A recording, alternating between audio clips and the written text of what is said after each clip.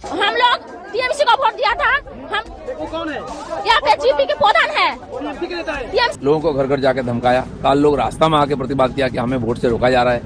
तो एक एक बूथ में से क्या गड़बड़ी हुई, क्या हुआ, पूरा डिटेल्स चुनाव कमीशन ने सामने लाया। 27 लाख वोटर्स जो हैं वोट नहीं दे पा रहे। इस आंकड़े पर गौर कीजिए, 27 लाख वोटर्स जो हैं वो सुप्रीम कोर्ट के सामने गए थे। सुप्रीम कोर्ट ने क्या कहा? सुप्रीम कोर्ट ने कहा कि हम इस मुद्दे पर अभी कोई फैसला नहीं देने को तैयार हैं। 27 लाख, यह शामिल है 91 लाख में जो कि चुनाव आयोग ने SIR के बाद डिलीट किए, हटाए। ममता बनर्जी ने बड़ा आरोप लगाया है। उनका कहना है कि चुनाव में मतगणना में धांधली की गई है और उन्होंने सीधा चुनाव आयोग पर निशाना साध दिया है। यानी ममता बनर्जी हार स्वीकार करने को तैयार नहीं है। ममता बनर्जी का कहना ऐसा है कि मतगणना में गड़बड़ी की गई है और इसी वजह से टीएमसी जो है वो पिछड़ गई है। यह बड़ा आरोप ममता बनर्जी ने लगाया है। लेकिन इसी बीच ममता के इस बयान के साथ साथ पूरे पश्चिम बंगाल में कई जगह से हिंसा की खबरें सामने आनी शुरू हो गई हैं। पश्चिम बंगाल के आसनसोल में भयंकर बवाल हुआ है। यहां पर टीएमसी और बीजेपी के कार्यकर्ता आपस में भिड़ गए, एक दूसरों पर कुर्सियां फेंकी जा रही हैं और पुलिस को हालात को काबू में करने के लिए लाठीचार्ज करना पड़ा है। बताया जा रहा है कि मतगणना स्थल जो है उसके बाहर यह हिंसा हुई है और उसके ठीक बाहर बीजेपी और टीएमसी के कार्यकर्ता आपस में भिड़ गए।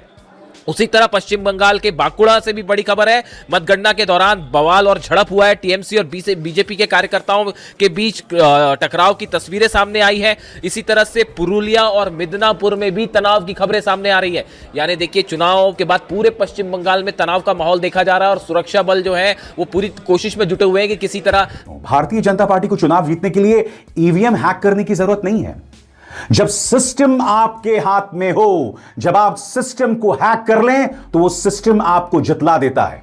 वो सिस्टम जहां पर पैरामिलिट्री फोर्सेस एक तरह से भारतीय जनता पार्टी के लिए काम करते हुए नजर आते हैं, जैसे कि हमने बंगाल चुनावों में देखा।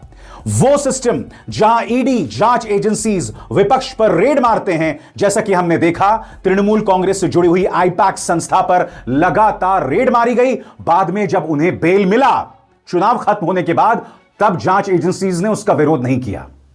और मैं जानता हूं कि इस वक्त कई लोग कमेंट सेक्शन में आएंगे और कहेंगे कि मैं भारतीय जनता पार्टी की जीत को कम करके आंक रहा हूं, यह एक ऐतिहासिक जीत है। मैंने कहा कि यह एक ऐतिहासिक जीत है और इस जीत के क्या हर चुनाव में यही दिखाई देता है। मगर एजेंटरा এবং প্রার্থী ক্যান্ডিডেটরা তারা ভোটিং এলাকা ছেড়ে আসবেন না। স্ট্রং রুমে যেখানে কাউন্টিং হচ্ছে মানে সেন্টারে, সেখান ছেড়ে কেউ আসবেন না। এটা বিজেপির প্ল্যান। প্রথম 2-3 রাউন্ডে আমি কালকে থেকেই বলছি যে ওদেরগুলো আগে দেখাবে, আমাদেরগুলো পরে দেখাবে। এবং অনেক জায়গায় 2-3 রাউন্ড কাউন্টিং করার পরে প্রায় 100টা জায়গায় কাউন্টিং বন্ধ করে রেখে দিয়েছে। এবং কল্যাণীতে ধরা পড়েছে 7টা মেশিন, যেখানে কোনো মিল নেই। এটা টোটাল ফোর্সফুলি সেন্ট্রাল ফোর্সকে দিয়ে চারিদিকে তৃণমূল কংগ্রেসের উপর অত্যাচার।